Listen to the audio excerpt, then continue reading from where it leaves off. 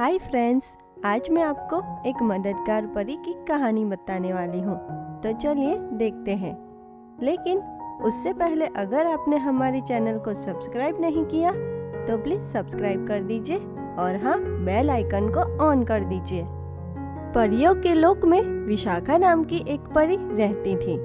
विशाखा परी बहुत ही दयालु और मददगार थी। वह हमेशा सबकी मदद करती थी। एक दिन विशाखा परी पृथ्वी के सितमगढ़ राज्य के एक गांव में घूमने के लिए जाती है। विशाखा परी को पृथ्वी और वहां के लोग बहुत ही अच्छे लगते हैं। विशाखा परी बहुत ही आश्चर्य से पृथ्वी की सभी चीजों को देखती है। लेकिन तभी विशाखा परी की जादुई छड़ी कहीं गुम हो जाती है और विशाखा परी को जैसे ही इस बात का पता चलता है तो वह बहुत ही हैरान हो जाती है और रोने लगती है और वह बोलती है कि अरे नहीं, मेरी जादुई छड़ी कहीं गुम हो गई है। अब मैं परीलोक वापस कैसे जाऊंगी? मैं क्या करूं? कैसे ढूंढूं अपनी जादुई छड़ी को? इतना बोलकर विशाखा परी फिर से जोर जोर से रोने लगती है और तभी वहाँ विश्वा नाम का एक लड़का आता है। विश्वा विशाखा परी को रोता देख उसके पास जाता है और उससे पूछता है कि अरे, तुम तो परी हो, लेकिन तुम यहाँ हमारे गांव में कैसे? और तुम रो क्यों रही हो? विशाखा परी बोली कि मेरी जादुई छड़ी कहीं गुम हो गई है और उसके बिना मैं वापस भी नहीं जा सकती। मुझे कुछ भी समझ नहीं आ रहा कि मैं अब क्या करूं। विश्वा बोला कि तुम चिंता मत करो, मैं तुम्हारी जादुई छड़ी को ढूंढने में तुम्हारी मदद करूँगा। और फिर दोनों मिलकर जादुई छड़ी को ढूंढने लगते हैं और कुछ ही देर में विश्वा विशाखा परी की जादुई छड़ी को ढूंढ लेता है और विशाखा परी को दे देता है और उससे कहता है कि हे परी, अब तो तुम्हें तुम्हारी जादुई छड़ी मिल गई ना। अब तो तुम खुश हो ना। लेकिन तुम यहाँ पृथ्वी पे क्या कर रही हो? विशाखा परी बोली कि मुझे पृथ्वी और यहाँ के लोग बहुत ही पसंद हैं, इसीलिए मैं पृथ्वी के अलग अलग देशों में घूमने जाती हूँ। विशाखा परी की यह बात सुनकर विश्वा बोला कि लेकिन परी, तुम अभी चीन में घूमने मत जाना, क्योंकि वहाँ कोरोना नाम का वायरस फैला हुआ है और किसी को भी छूने से या उसके संपर्क में आने से यह वायरस फैलता है और इसीलिए तुम अभी चीन में घूमने मत जाना। विशाखा परी विश्वा की यह बात मान लेती है और परी लोग वापस चली जाती हैं। लेकिन कुछ दिनों बाद विशाखा परी को विश्वा की याद आती है और वह उससे मिलने जाती है।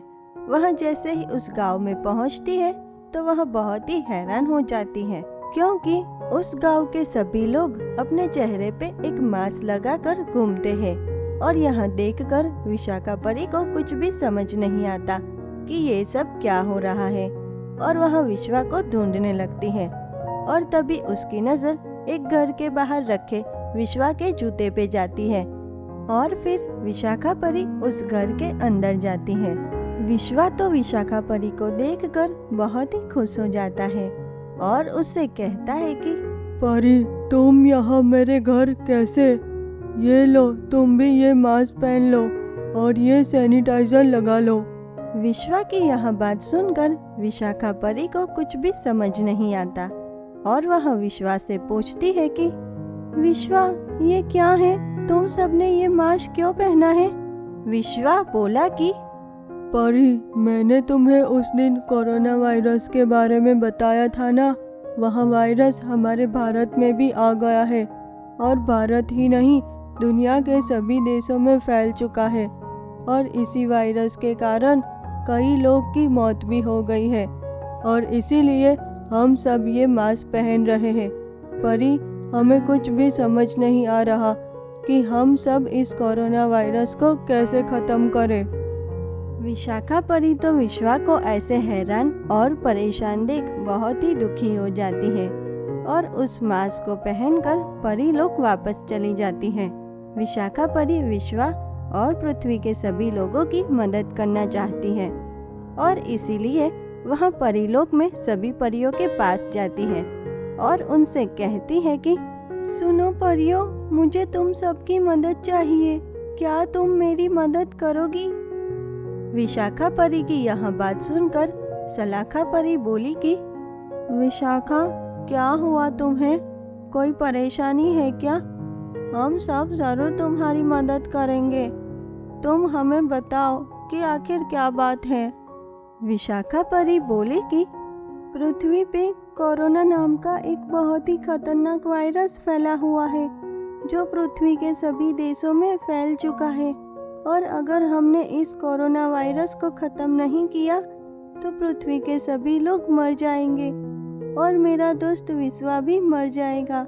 विशाखा परी की यह बात सुनकर सारी परियां पृथ्वी के लोगों की मदद करने के लिए तैयार हो जाती हैं और सारी परियां मिलकर अपनी जादुई शक्तियों से कोरोना वायरस को मारने का एक इंजेक्शन बनाते हैं और कुछ ही दिनों में वह इंजेक्शन बनकर तैयार हो जाता है और फिर सारी परियां मिलकर पृथ्वी पे जाती हैं। लेकिन पृथ्वी की सभी जगहों को सुनसान देख विशाखा परी बहुत ही घबरा जाती है और वह बोलती है कि अरे ये क्या, कहीं भी कोई भी दिखाई क्यों नहीं दे रहा और सारी दुकानें भी बंद हैं। कहीं कुछ हुआ तो नहीं होगा ना?